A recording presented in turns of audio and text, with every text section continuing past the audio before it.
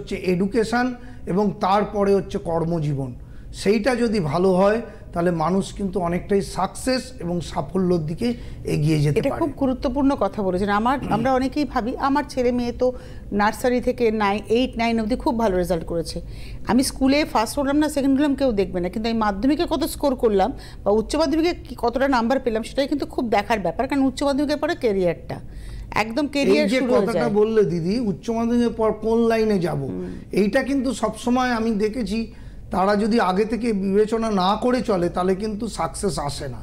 কারণ আমাদের উচ্চ মাধ্যমিকের পর কেউ ইঞ্জিনিয়ারিং লাইন পড়বে, কেউ ডাক্তারি, কেউ ল পড়বে, কেউ খেলাধুলার লাইনে যাবে, কেউ আবার অনেকটা গান বাজনা নিয়ে পড়াশোনা করবে, ব্যবসায়ী করবে।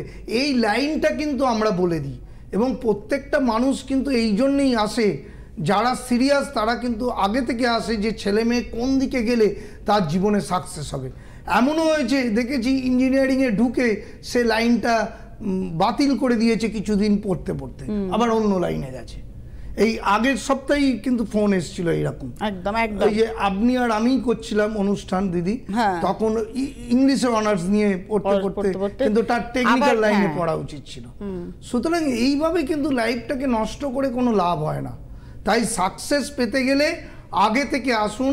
আমার তো মনে হয় 7-8 থেকে জেনে নিন কি করে লাইফে সাকসেস পাবেন, সেই অনুযায়ী পড়াশোনা করুন। এবং শিবরাত্রির যোগ আমি বলেছি, 26শে ফেব্রুয়ারি শিবরাত্রির আসছে। যারা সিরিয়াসলি চতুর্থ এবং পঞ্চম স্থান, যাদের এডুকেশনের স্থান হচ্ছে আমাদের লগ্ন থেকে চতুর্থ এবং পঞ্চম ড্যামেজ আছে, তাদের কিন্তু এই শিবরাত্রির যোগে কিন্তু এডুকেশনের জন্যে প্রতিকার প্রতিবিধান করা উচিত। না হলে কিন্তু এডুকেশনে ভালো নম্বরও পাবে না এবং সঠিক লাইনটাও বিচার করে সে এগোতে পারবে না।